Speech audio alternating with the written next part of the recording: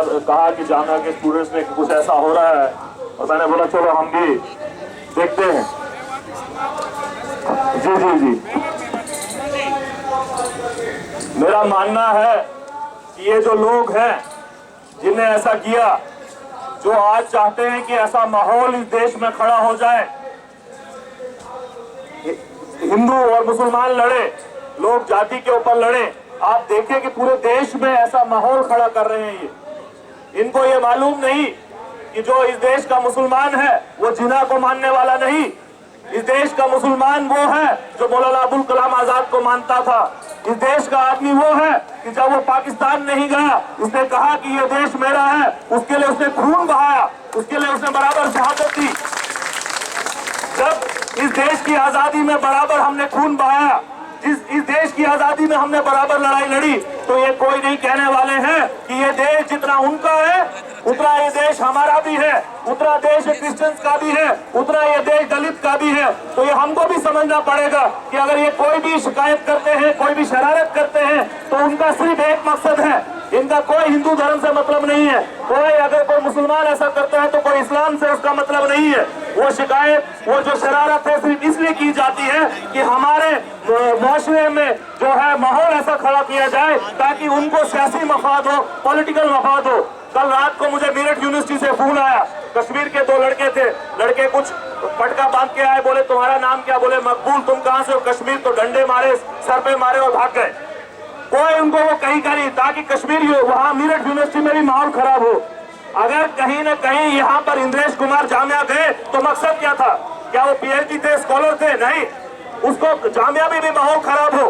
अगर जेएनयू में ऐसा कुछ किया गया तो बताओ वहां ऐसा क्यों किया गया? क्योंकि माहौल खराब हो। अगर कहीं पहलू खान जी के साथ वैसा किया गया, क्यों? क्योंकि वहां पर माहौल खराब हो, वरना उनके पास रिसिप्ट थी, वो लेके जाते थे, आज तक भी लोग लेते थे। फिर रही बीफ की बात, तो क्या मिजोरम में इनके लोग बीफ नहीं खाते? क्या नागालैंड में लोग बीफ नहीं खाते? क्या ये ऑस्ट्रेलिया जाते हैं या अमेरिका जिनसे गले मिलते हैं, क्या वहां बीफ नहीं खाते हैं? फिर आप उन लोगों से खाना, उनके साथ खाना बैठ के क्यों खाते हो?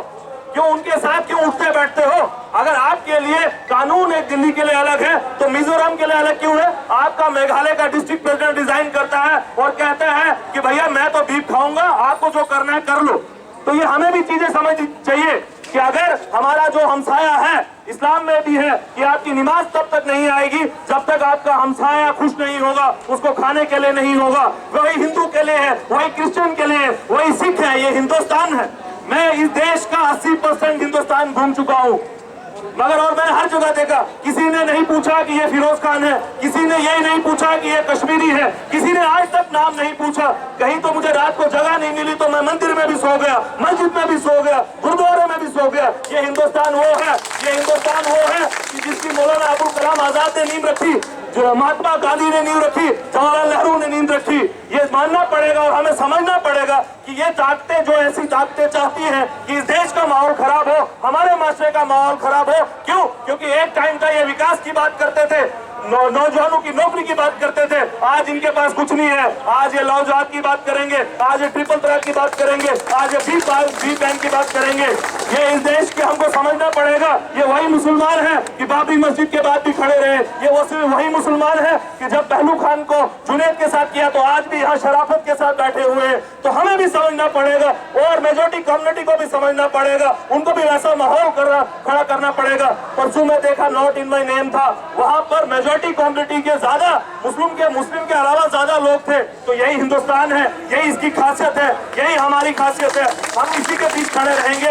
आपकी जो ये मूवमेंट है, पूरी एनएसयूआई की तंजीम हमारा सबसे बड़ा स्टूडेंट्स का इस दुनिया में सबसे बड़ा इलेक्टेड ऑर्गेनाइजेशन है। हम आपके साथ खड़े हैं, कश्मीर से लेकर कन्याकुमारी तक, बंगाल से लेकर आपको गुजरात तक, अरुणाचल प्रदेश तक, आप जहां बताइए कहीं भी हम खड़े हैं। मगर हमें ये बात, आप जब भी कोई कदम उठाते हैं तो ये देख के उठाना कि किसी के पर्सनल जाति मफाद, हमारी मूवमेंट को उनसे कोई जाति मफाद न हो। बाकी अपने हक की हम लड़ाई लड़ेंगे। ये देश हमारा है, ये हिंदुस्तान हमारा है। जय हिंद, जय भारत। शुक्रिया।